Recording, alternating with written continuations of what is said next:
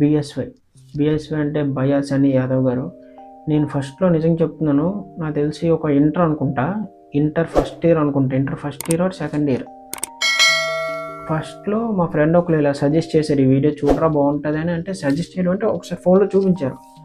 చూసాక నాకు అంటే ఎలా అంటే నేను ఇప్పుడు ఆల్కహాల్‌కి ఎలా ఎడిక్ట్ అయిపోతారో ఈయన ఛానల్‌కి అలా ఎడిక్ట్ అయిపోయాను నేను. రోజు ఈయన వీడియోస్ ఎప్పుడొస్తాయి అని వెయిట్ చేస్తూ ఉండేవాడిని. మన ఇండియాలో the best and first moto vlogger ఇతనే, బయాస్ యాదవ్ గారు. ఆల్మోస్ట్ కాదు, అంటే ఒక దగ్గరకు కొన్ని కంట్రీస్ అయితే కవర్ చేశారు. అది కూడా ఆయన సొంత బైక్ మీద. అక్కడికెళ్ళి వేరే బైక్ తీసుకొని చేయొచ్చు. బట్ ఇలా చేయడం నాకు చాలా బాగా నచ్చింది. ఎందుకంటే ఆయన మన ఇండియన్ బైకే వెళ్ళి తిరగాలి, మనం తిరగాలని చూపించారు. ప్రతి వీడియో మనకు తీసి చూపించేవారు. నిజంగా నేను చాలా ఇన్స్పైర్ అయిపోయాను. అంటే ఒకప్పుడు నేను కూడా ఛానల్ క్రియేట్ చేసుకోవాలి, అంటే బైక్ తీసుకొని వెళ్ళాలి అని తిరగాలనుకునేవాడిని.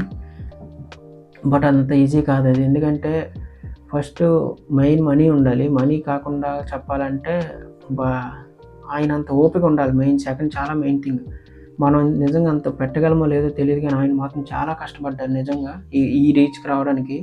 ఆయనేమి అంటే ఫ్రీగా రాలేదు, చాలా కష్టపడే వచ్చారు. అండ్ నాన్ వెషన్ గురించి మాట్లాడాలి. ఆల్రెడీ మన సోషల్ మీడియా అంతా అతనే ఉన్నారు. ఏంటంటే మన హిందువుల గురించి మాట్లాడారు. అతను ఏంటంటే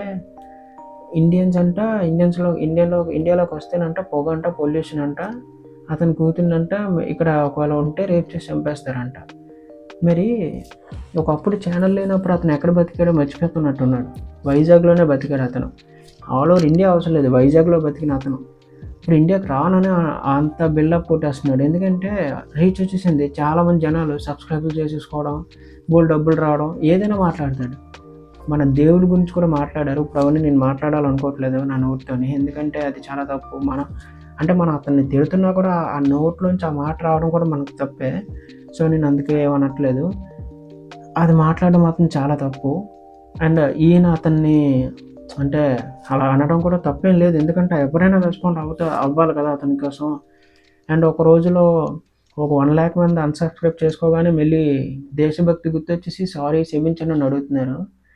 ఒక్కసారి అన్ని మాటలు మళ్ళీ పోవు. సో ఖచ్చితంగా నీ పతనం అయితే స్టార్ట్ అయింది. నువ్వు 0 సబ్స్క్రైబర్స్ వచ్చినంత వరకు నేను కూడా దానికి ఖచ్చితంగా పోరాటం చేస్తూనే ఉంటాను. కానీ ఇప్పటికొచ్చి నేను ఎప్పుడు అతన్ని సబ్స్క్రైబ్ చేసుకోలేదు. అతని వీడియోస్ నేను ఎప్పుడు చూడలేదు.